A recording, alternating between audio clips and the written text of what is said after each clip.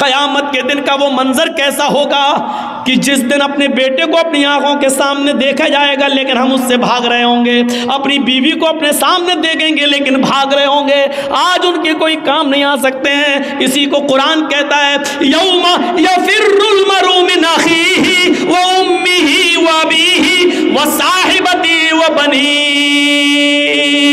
قیامت کے دن انسان اپنے بھائی کو دیکھ کر بھاگے گا، وامہ وابیہ، اپنی ماں کو دیکھ کر بھاگے گا، اپنے باپ کو دیکھ کر بھاگے گا، وصاحبتہ وبنیہ، اپنی بیوی کو دیکھ کر بھاگے گا اور اپنی اولاد کو، اپنے بیٹوں کو دیکھ کر بھاگے گا۔ یہ بتاؤ اپنے آپ اختلاف ختم ہو جائے اور لوگ جہنم سے ڈرنے کی فکر کرنے لگے۔ تصور کریں، یود المجرم لو یفتدی من عذاب یومئذ ببنیہ وصاحبتہ واخیہ وفصیلتہ التی تؤویہ ثم ینجیہ۔ قرآن کی اس آیت نے جھنجھوڑ کر رکھ دیا ہے۔ اس دن کیسا ہوگا کہ جب انسان جہنم کا عذاب اپنی آنکھوں سے دیکھے گا، جو اپنے بیٹے کے فبر اور پیٹ کے درد کی خبر سننا بھی گوارا نہیں کرتا ہے دنیا میں، قیامت کے دن وہ چیخ چیخ کر کہے گا مجرم، لو یود المجرم لو یفتدی من عذاب یومئذ ببنیہ، چیخ چیخ کر کہے گا اللہ میں اپنے بیٹے کو دے رہا ہوں، یہ میرا بیٹا ہے، تو اس کو جہنم میں ڈال دے۔ منظر دیکھیے آپ، کتنا خطرناک عذاب، اس بچے کو، اس بیٹے کو جہنم میں ڈال دے۔ وصاحبتی، اپنی بیوی کو لے کر آئے گا، اللہ میں بیوی کو فدیے میں دے رہا ہوں، اس کو جہنم میں ڈال دے۔ وہ اخیہ، اپنے بھائی کو لے کر آئے گا، آئے اللہ دنیا میں میرا اور اس کا خون کا رشتہ ایک، میری ماں ایک، میرا باپ ایک، یہ میرا بھائی، لیکن آج تو اس کو لے لے۔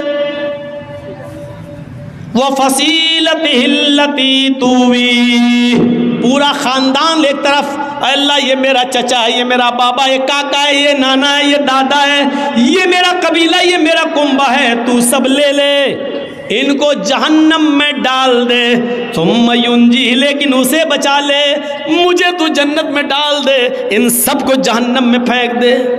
کیسے انسان گوارا کرے گا؟ اپنی اولاد کو اپنے ہاتھ سے اللہ کو دے گا، لے اللہ اس کو جہنم میں ڈال دے لیکن مجھے نہیں، اللہ میری بیوی کو جہنم میں پھینک دے لیکن مجھے نہیں، اللہ میرے بھائی کو جہنم میں ڈال دے لیکن مجھے نہیں، اللہ میرے خاندان کو جہنم میں ڈال دے لیکن مجھے نجات دے دے، میں نہیں جانا چاہتا۔ تصور کیجئے آپ، یہاں بیٹا جل رہا ہے، آگ لگ جائے گھر میں، بیٹا جل رہا ہے، باپ کسی بھی قیمت پر دروازہ توڑے گا اور اپنے بچے کو بچانے کی فکر کرے گا کہ اسی طرح بچا لے، اگر ہم جلتے ہیں جل جائے لیکن میرا بیٹا بچ جائے۔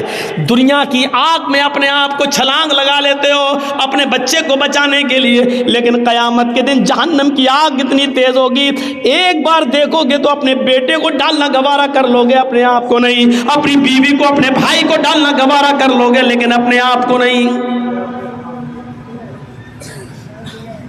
یہ صورتحال ہوگی وہاں پر، اور یہ تصور ہر مذہب کے اندر ہے۔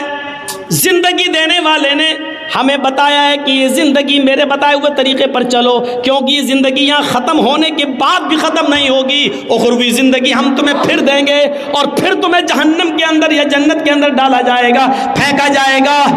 ہمیں اس چیز کا احساس ہونا چاہیے، ایک ڈر ہمارے اندر ہونا چاہیے۔ آپ کو ایک واقعے کی طرف لے کر چلتا ہوں۔ سن 1969 کے اندر، سن 1979 کے اندر، سن 1979 کے اندر، 1979 کے اندر امریکہ نے سب سے پہلا اسکائی لیب آسمان کی طرف چھوڑا۔ سنیے، امریکہ نے سب سے پہلا اسکائی لیب آسمان کی طرف چھوڑا۔ جب وہ آسمان کی بلندیوں پر چلا گیا، اس کا وزن تقریباً 80 ٹن تھا، 80 ٹن۔ وہ آسمان کی بلندیوں پر چلا گیا، جس دنیاوی سسٹم سے وہ چل رہا تھا اس کا کانٹیکٹ، اس کا کنیکشن دنیاوی سسٹم سے منقطع ہو گیا، کٹ گیا۔ اسکائی لیب نے اپنا تعلق دنیا کے سسٹم سے ختم کر لیا، یعنی اب دنیا میں کوئی سسٹم ایسا نہیں جو اسکائی لیب پر کنٹرول کر سکے.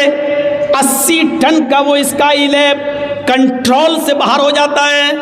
امریکہ نے اعلان کر دیا پوری دنیا کے اندر، لوگوں اسکائی لیب سے کنٹرول ختم ہو گیا ہے، اب یہ زمین کی طرف آ رہا ہے اور یہ دنیا کے کسی بھی ملک میں، دنیا کے کسی بھی دیش میں کسی بھی وقت گر سکتا ہے. لہٰذا اپنے آپ کو خود بچاؤ اور اپنے آپ کی حفاظت کرو.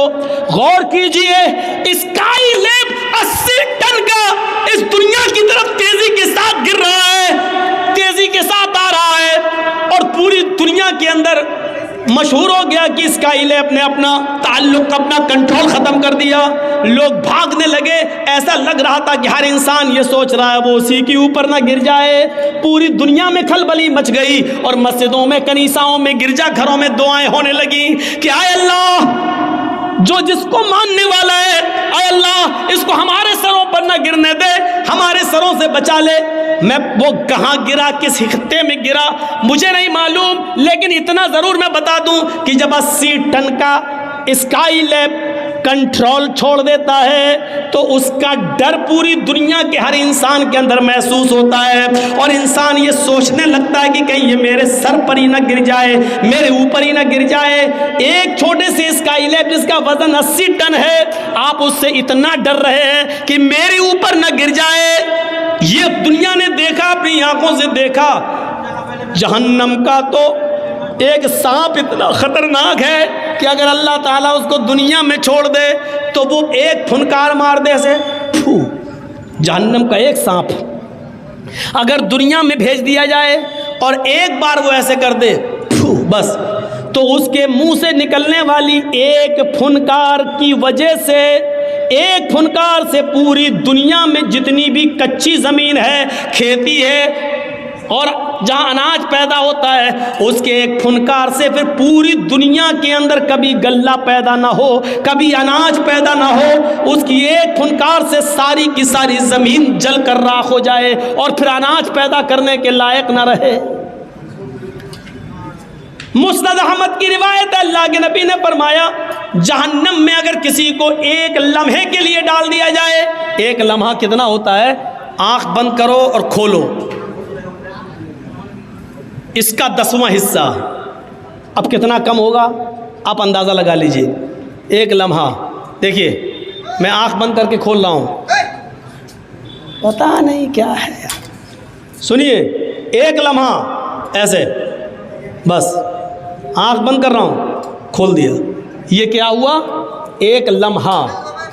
اس کا بھی 10واں حصہ آپ کریے تو کتنی دیر ہوگی؟ اتنی دیر کے لیے آنکھ بند کی اور کھول دی، یہ تو بہت زیادہ ہو گیا. اس کا بھی 10واں حصہ، 10 حصے کرنے کے بعد ایک حصہ. اتنی دیر کے لیے کسی کو جہنم میں ڈال کر نکال دیا جائے، اور اللہ کے نبی فرماتے اس آدمی کو اگر مدینے میں لا کر کھڑا کر دیا جائے تو اتنی دیر کے لیے جہنم میں جل کر آنے والا آدمی باہر کی طرف جب سانس لے گا، ایسے باہر کی طرف جب سانس لے گا تو اس کی سانس کی گرمی سے پورا مدینہ جل کر راکھ ہو جائے. اس سے آج کون ڈر رہا ہے؟ ایک اسکائی لیب کی فکر تو اتنی زیادہ ہے. ہم دوڑ رہے ہیں بس دنیا کی طرف، ملے یہ دنیا، دوڑ رہے ہیں ہم. پیسہ پیسہ ہائے پیسہ، جس طریقے سے بھی آئے پیسہ. اس دنیا نے ہمیں میرے بھائیوں کتا جیسا انسان کتا بنا دیا ہے. ایک بیل پڑا ہوا ہے مرا ہوا، گاؤں میں آپ کے ایک بیل مر گیا، مرے ہوئے بیل کا گوشت کھانے کے لیے کتا آ گیا. کتا اس بیل کو نوچ رہا ہے، کھا رہا ہے. اس مرے ہوئے بیل کی بدبو دوسرا کتا سونگتا ہے، وہ بھی آ جاتا ہے. مرے ہوئے بیل کو کھانے کے لیے جب یہ کتا آتا ہے تو پہلا کتا بھونک بھونک کر، آنکھیں دکھا دکھا کر دوسرے کتے کو بھگا رہا ہے، یہاں تک کہ اس کو بھگا دیتا ہے. یہ کتا کتنا گوشت کھا لے گا؟ 2 کلو، 3 کلو، 4 کلو، زیادہ سے زیادہ 5 کلو، لیکن یہاں تو 3 کنٹل ہے. لیکن کتے کی صفت یہ کہ برباد ہوتا ہو جائے لیکن ہم دوسرے کو نہیں کھانے دیں گے. آج یہی صفت ہمارے اور آپ کے اندر آ گئی ہے. لاٹری میں 3-5 لاکھ جیت گئے, اب دوسرے کو نہیں کھانے دیں گے, ہم ہی کھائیں گے. IPL میں دوسرے کو کنگال کر دیا, ہمارے پاس پیسہ آ گیا جوا جیت کر, ہم کھائیں گے, کسی کو نہیں. حرام کھاؤ گے اولادیں جوتے ماریں گی تمہیں. بعد میں آؤ گے مولانا کے پاس, مولانا صاحب میری اولاد میرا کہنا نہیں مانتی ہے. مولانا صاحب دعا بتائیں کہ دعا قبول نہیں ہوگی, کیونکہ حرام مال کھانے والے کی دعا قبول نہیں ہوتی.